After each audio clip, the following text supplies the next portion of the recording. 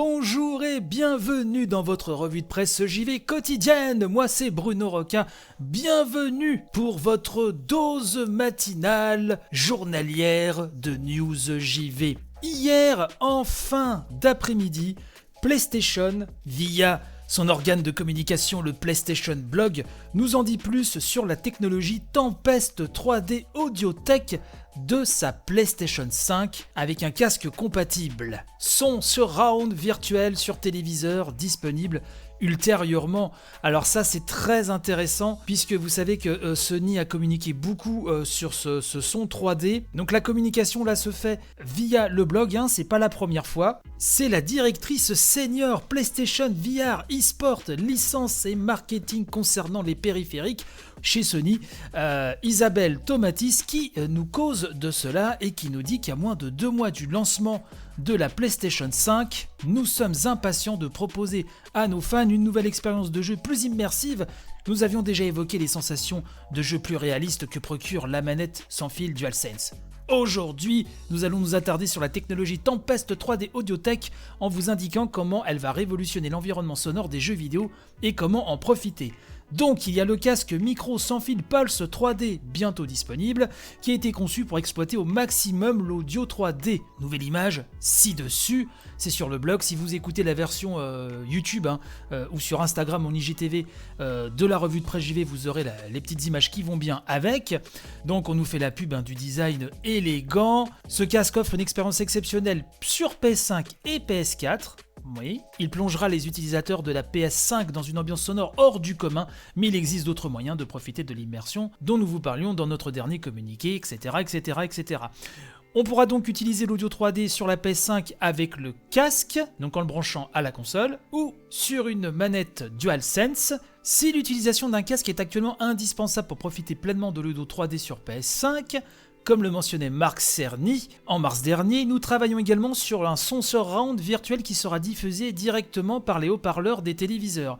Ce son surround virtuel émis par le téléviseur ne sera pas disponible à la sortie de la PS5, alors ça par contre, ça c'est vraiment dommage, mais il s'agit d'une fonctionnalité qui nous tient à cœur, sur laquelle nos ingénieurs travaillent sans relâche. Donc là, c'est une des infos, c'est que ce sera pas disponible au moment où la PS5 sera sortie, sera dispo dans les magasins. Ça c'est dommage. Ça c'est dommage, puisque le casque, bien sûr, c'est un coût supplémentaire.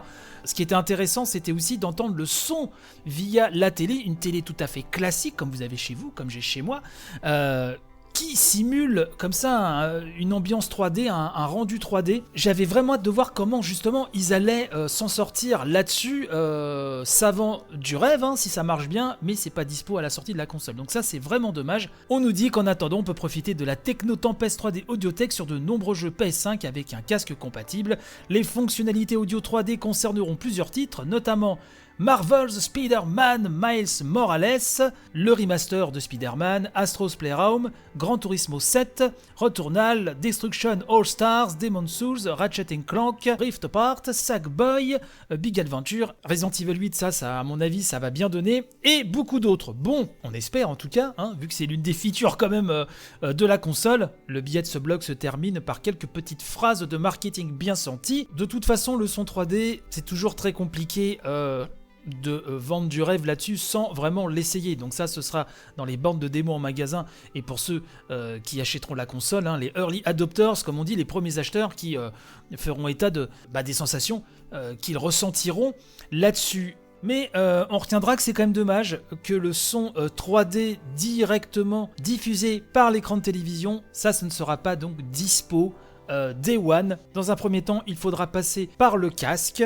La communication de Sony donc là est un petit peu timide, ça passe par le blog, alors ils savent très bien sûr que ça va se propager un petit peu partout, mais pas de nouvelles vidéos pour nous parler donc de la techno 3D. C'est vraiment une communication particulière, là en ces temps de Covid, vous le savez. Sur les autres fonctionnalités annoncées dont on n'a pas eu plus d'informations que cela, comme le bouton Create, les menus de la console, etc. J'espère qu'ils vont accélérer un petit peu là-dessus. J'imagine que c'est prévu, bien sûr, mais j'espère que ce mois-ci, en ce mois d'octobre, on aura quand même d'autres points Voilà, donc c'est ainsi que cette émission se termine. N'hésitez pas à partager toujours, hein, comme d'habitude, c'est très important. Je vous souhaite panache et robustesse pour la journée, et je vous dis donc à demain, même heure, même flux, comme de bien entendu. Allez, bye bye.